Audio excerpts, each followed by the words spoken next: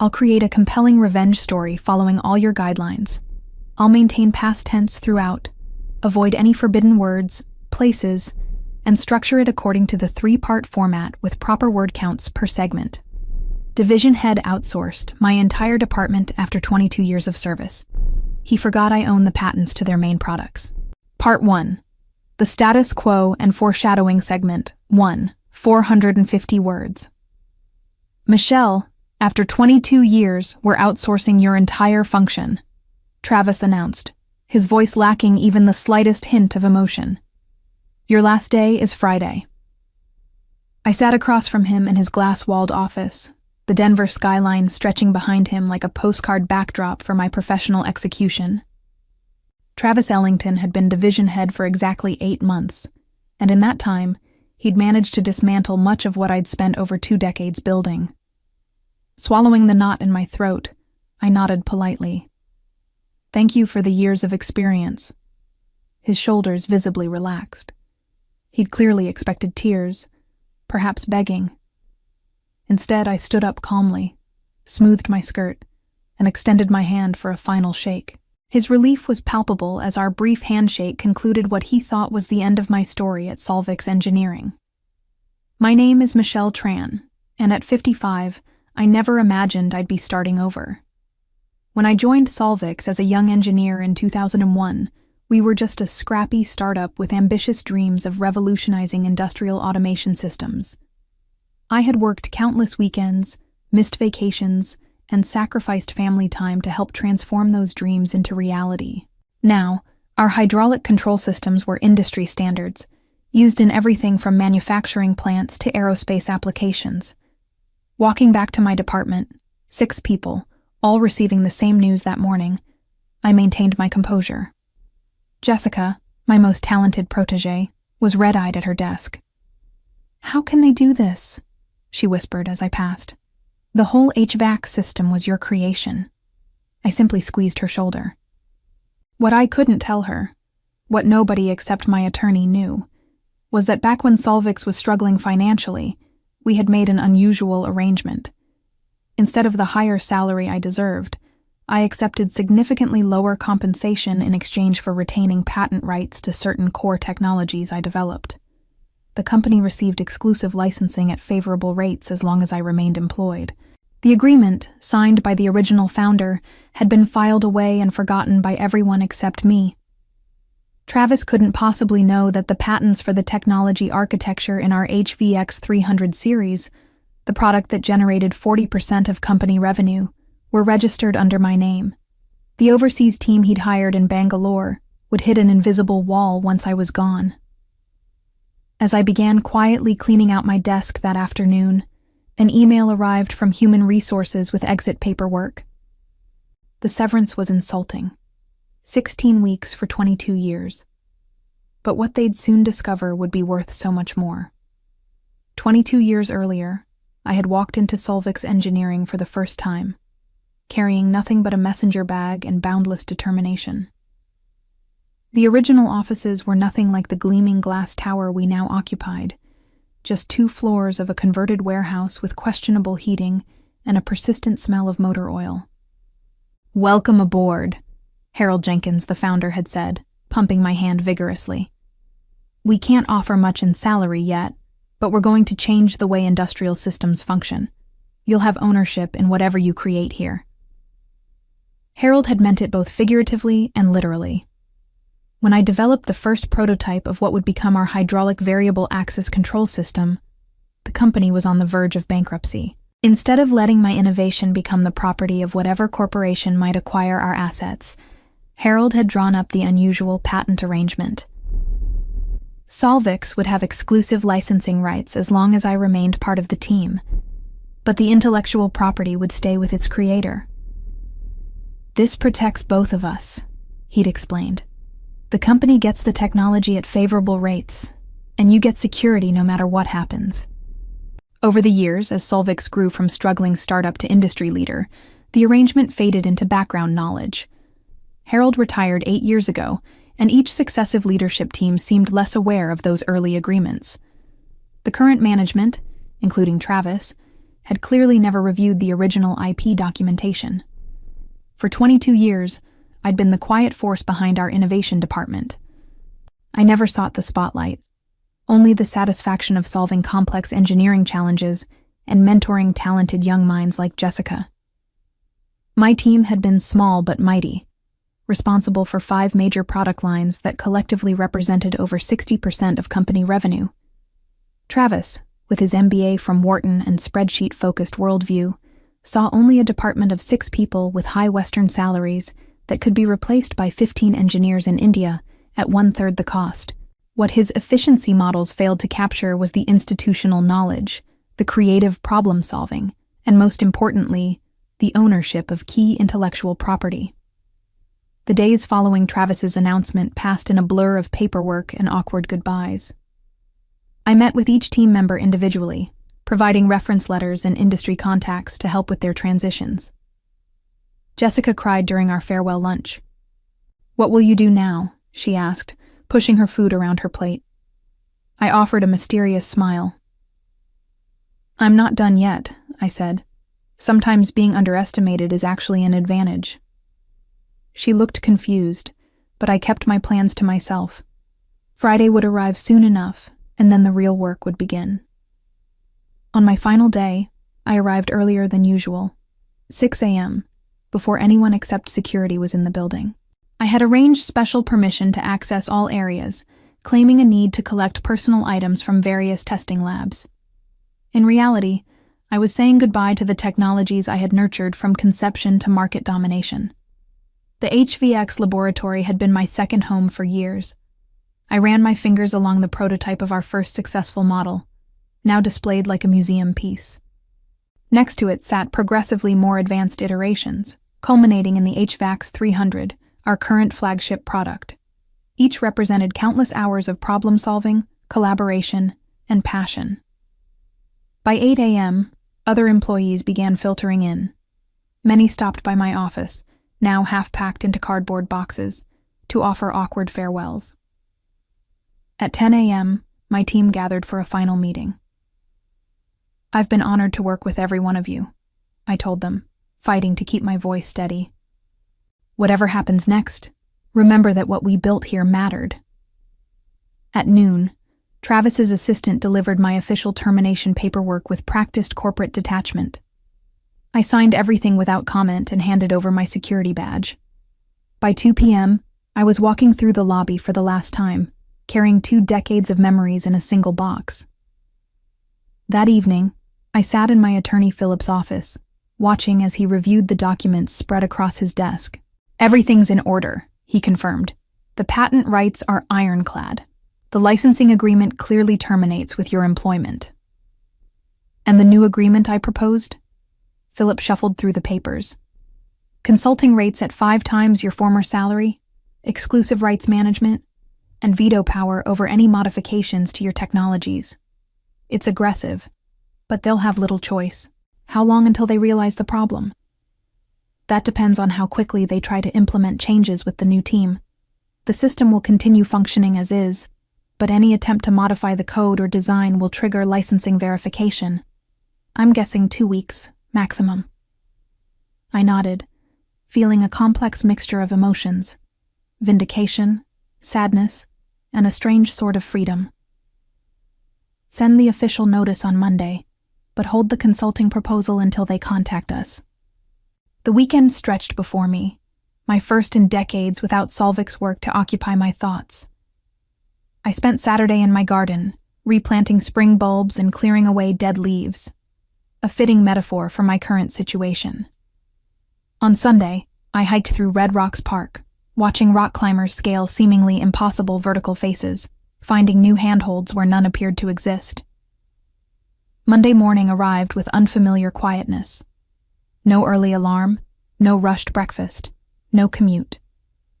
Instead, I savored my coffee while reading news on my tablet. At precisely 9 a.m., Philip would be sending the cease and desist letter to Solvix's legal department. The countdown to chaos had begun. The first call came 3 days later, much sooner than I had anticipated. "Michelle, this is Diane from legal at Solvix." The voice on the other end of the line sounded strained. "We've received some concerning correspondence from your attorney. There must be some misunderstanding." "No misunderstanding, Diane," I replied calmly. "The patents for the HVX system architecture are registered under my name, with Solvix holding exclusive licensing rights contingent upon my employment. As my employment has been terminated, so has the licensing agreement." A long pause followed. "Could we schedule a meeting to discuss this further?" "My attorney handles all communication now. I'm sure you have his contact information." Over the next week, the calls escalated up the corporate ladder. First Diane, then the head of legal, then the chief technology officer. I referred them all to Philip, who reported back with undisguised amusement. "They're in full panic mode," he said during our Thursday update. "The outsourced team can't make any modifications to the system without triggering licensing alerts. Production on the next generation HVX 400 has completely stalled." I felt a flicker of concern for my former team. "Have they contacted Jessica or any of the others?" "From what I understand, they've been trying to rehire your whole department, but most have already accepted positions elsewhere. Jessica started at Navarro Systems on Monday." I smiled at that. Navarro was one of our biggest competitors, and Jessica would thrive there. 9 days after my departure, Travis Ellington himself called. I let it go to voicemail. "Michelle, this is Travis. We need to discuss the patent situation immediately. This is creating significant operational challenges. Please call me back as soon as possible." I didn't return his call. Instead, I forwarded the message to Philip with a single instruction. Let them stew another week. That week, I took a short trip to Glenwood Springs, soaking in the natural hot springs and enjoying the mountain air. For the first time in years, I felt the tension in my shoulders begin to release. Each night, I slept deeply without dreams of project deadlines or engineering problems. When I returned home, there were 4 more messages from Travis, each more desperate than the last. The final one abandoned all pretense of corporate composure. "Michelle, please. The board is breathing down my neck. We've had to halt 3 production lines. Whatever you want, we'll discuss it. Just call me back." Philip reported that Solvix's stock had dropped 12% since news of the production challenges had leaked to industry analysts. The board was scheduled to meet in emergency session on Friday. "Time to present our proposal," I told him. "Send over the consulting agreement." The terms were straightforward, but heavily in my favor. I would provide exclusive licensing for all my patents at reasonable rates, plus consulting services at 5 times my former salary. Additionally, I would have final approval on any modifications to my technologies, and I would train the new engineers, both in Denver and remotely in Bangalore. Thursday morning, my doorbell rang. I opened it to find Travis standing on my porch, dark circles under his eyes and his typically perfect appearance noticeably disheveled. "Michelle," he said, his voice hoarse. "The board has removed me as division head. I've been demoted to regional sales. I just wanted to speak with you directly before I leave Denver." I studied his face, not with satisfaction at his downfall, but with the weary recognition that he had learned nothing from this experience. "Travis, this wasn't personal," I said finally. "It was about respecting the value of what was built over decades." He looked down, unable to meet my eyes. "The new interim division head wants to meet with you. Eleanor Jenkins." I couldn't hide my surprise. "Harold's daughter?" Travis nodded. "She's been called in to handle the crisis." Eleanor Jenkins had her father's eyes, keen, intelligent, and capable of looking straight through corporate nonsense. We sat across from each other at a corner table in a small cafe downtown, away from Solvix headquarters. "I returned from London as soon as I heard," she said, stirring her tea methodically. "Dad always said you were the backbone of Solvix's innovation. I should have stayed more involved after he retired." Eleanor had chosen a different path from her father, becoming an international consultant for renewable energy projects. She had inherited his shares in Solvix, but had remained a passive board member until now. The board has asked me to resolve this situation, she continued. They've unanimously approved your consulting proposal. I raised an eyebrow. That was fast. Production has completely halted on our main product lines. The Bangalore team is skilled, but they can't work without access to the foundational architecture. Every day we delay costs millions. And Travis's outsourcing decision? Eleanor's expression hardened slightly. Being reevaluated. His approach was short-sighted. I sipped my coffee, considering. The agreement isn't just about money, Eleanor. It's about respect for innovation and the people who create it. I understand that better than most, she replied. Which is why I'm proposing an addition to your terms. She reached into her leather portfolio and slid a document across the table. I scanned it quickly, then looked up in surprise. Director of Advanced Innovation, with a seat on the executive committee? Eleanor nodded.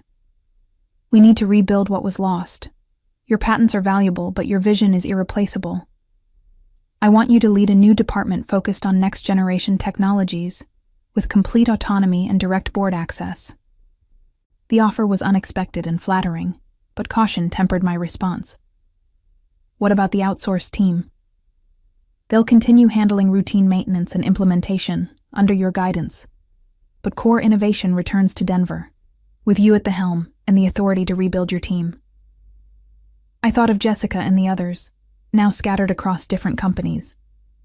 I'll need to bring in new talent and competitive compensation packages to attract them. You'll have complete budget authority. The board has approved whatever resources you need. We spoke for another hour, hashing out details. By the time we parted, I had agreed in principle to Eleanor's proposal, pending final review with Philip. That evening, as I discussed the terms with my attorney, an even more surprising twist emerged. Michelle, Philip said, reviewing the fine print. This innovation director position, it includes an ownership stake, 5% of Solvix vested immediately.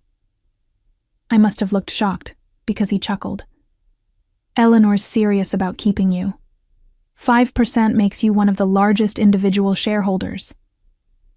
After how they pushed me out. Sometimes the universe has a way of righting wrongs, Philip mused. This is a remarkable turnaround. The following Monday, I found myself back in the Solvix building, but this time I was escorted to the executive floor. Eleanor had arranged a corner office with views of both the mountains and downtown Denver. On the desk sat a small wrapped package. Inside was a framed photo of Harold Jenkins and me from 2005, standing beside the first production model of the HVX system. A note in Eleanor's handwriting read, Dad always said Michelle was the heart of Solvix. Time to make that official. As I set up my new workspace, my phone buzzed with a text from Jessica. Heard rumors you're back. Is it true? I smiled as I replied, Better than back. How do you feel about Navarro Systems versus a chance to build something revolutionary? For you? I'd give notice today, came her immediate response. The pieces were falling into place, but the most dramatic revelation was still to come. 2 weeks into my new role, I requested access to all of Solvix's financial and operational data for the past 5 years. As Director of Advanced Innovation with board-level clearance, such requests could no longer be denied. What I discovered sent shockwaves through the executive committee. Travis's outsourcing plan hadn't been developed in isolation. He had been working with external consultants from Vantage Group, a private equity firm quietly accumulating Solvix shares. Their strategy was textbook: slash operating costs, boost short-term profits, then sell the hollowed-out company at a premium before the long-term damage became apparent. The timing matches perfectly, I explained during the emergency board meeting. Travis joins 8 months ago. 3 months later, Vantage begins acquiring shares through various shell companies. 5 months in, he proposes outsourcing our core innovation team despite record profits. Eleanor leaned forward, eyes narrowed. And you believe Travis was deliberately placed here to orchestrate this? The evidence suggests it, I replied, displaying a series of email exchanges retrieved from company servers. He was in contact with Vantage executives before his arrival. Every efficiency review, every cost-cutting measure was reported directly to them. Howard Donnelly, our longest-serving board member, looked ashen. These acquisition patterns, they were building toward a controlling interest. If they'd succeeded, Solvix would have been gutted and sold for parts, I finished. Our patents would have been licensed to multiple manufacturers, undermining our competitive advantage. Which failed because of your patent ownership, Eleanor said thoughtfully. An arrangement they never discovered in their due diligence. The realization of how close Solvix had come to destruction sobered everyone present. If my patents had been company property, nothing would have stopped Travis's plan. My termination would have been merely the first step in dismantling everything Harold Jenkins had built. We need to act decisively, Eleanor declared. Howard, initiate a shareholder rights plan immediately. Michelle, work with legal to identify and protect all remaining intellectual property. We'll convene again tomorrow to discuss next steps. After the meeting, Eleanor asked me to stay behind. You saved this company twice, she said quietly. First, by creating the technology that made us industry leaders, and now by exposing this takeover attempt before it succeeded. I shook my head. Your father saved the company when he recognized that people, not just products, deserved protection. That patent arrangement was his idea, not mine. He always said the same about you, Eleanor replied with a smile. That his best decision was protecting your innovations when everyone else said he was crazy. The following weeks were a whirlwind of activity. We implemented aggressive defenses against the hostile takeover, including a poison pill provision that would dilute any attempt to gain controlling interest. Travis was dismissed for breach of fiduciary duty, with evidence of his collaboration with Vantage turned over to federal regulators. Most satisfying was rebuilding my innovation team. Jessica agreed to return as deputy director, bringing 2 other former team members with her. Together, we began conceptualizing a new generation of adaptive control systems that would make our existing technologies look primitive by comparison. 1 month after exposing the Vantage scheme, I received an invitation to meet with Harold Jenkins himself, now living in semi-retirement in Boulder. His health had declined, but his mind remained sharp as ever. I always knew they'd underestimate you, he said, his weathered hands wrapped around a coffee mug. Quiet brilliance is invisible to people focused on short-term gains. I learned that from you, I replied. He leaned forward, eyes twinkling. Want to know the best part of this whole story? What's that? There's one more patent they never found, the most valuable one of all. Harold's revelation about an undiscovered patent sent me diving into historical records. What I found hidden in the original company filings was astonishing. A master patent for an adaptive learning framework that underpinned not just the HVX system, but potentially all future iterations of our technology. The patent had been filed under a separate holding company, Transcendent Engineering Solutions, with ownership split equally between Harold and me. It granted broad protection for the fundamental concepts behind our most successful products, extending decades beyond our other patents. He created a fail-safe, I explained to Eleanor after verifying the documents with Philip. If Solvix ever faced an existential threat, this patent could either save it or serve as leverage. And it's completely separate from your employment agreement, Eleanor noted. Even if they had discovered your other patents, this would have remained hidden. The timing couldn't have been better. Despite our defensive measures, Vantage Group had accumulated enough shares to demand board representation. Their designated member, Maxwell Reed, arrived at headquarters for his first official meeting with undisguised arrogance. I'm here to help streamline operations, he announced to the assembled executives. Solvix has tremendous potential that's been hampered by traditional thinking. Eleanor exchanged a glance with me before responding. We're always open to fresh perspectives, Mr. Reed. In fact, We have an exciting announcement today about our intellectual property portfolio. I stepped forward with the master patent documentation.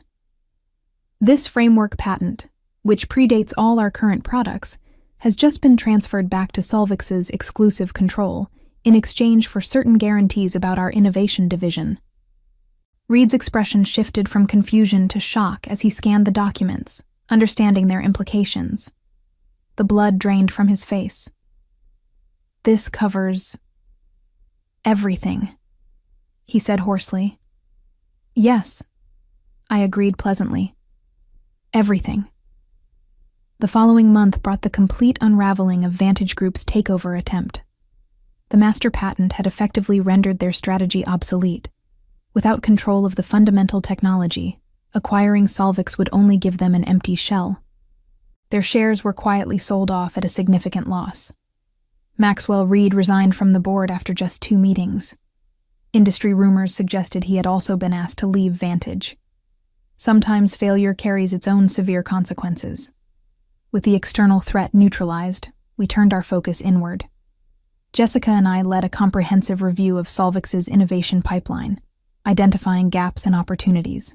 Our new team, a blend of veterans and fresh talent, began developing prototypes that would secure our market leadership for years to come. More personally satisfying was implementing a company-wide policy on intellectual property rights. Under the new system, engineers would receive direct ownership stakes in their innovations, with Solvix maintaining exclusive licensing. The model, dubbed the Tran Protocol by Eleanor, became a case study in balancing corporate needs with individual recognition. Innovation thrives when creators have a personal stake in the outcome, I explained during the all-hands meeting announcing the changes. This isn't just about patents. It's about respect for the minds behind our success. Travis's replacement, a thoughtful woman named Vanessa Moore with both engineering and management experience, embraced the new approach wholeheartedly. Where Travis had seen only costs on a spreadsheet, Vanessa recognized the value of institutional knowledge and creative problem-solving. "I wish I could see Travis's face when he realizes what happened," Jessica commented during one of our planning sessions. "I don't," I replied honestly. This was never about revenge. It was about recognition of value, both the technology and the people who create it. Eleanor, overhearing this exchange, smiled appreciatively. "That's exactly why you belong in that director's chair, Michelle." The balance had finally been restored. The seeds of innovation I had planted over 22 years had grown into a forest that protected not just me, but everyone at Solvix who dared to create.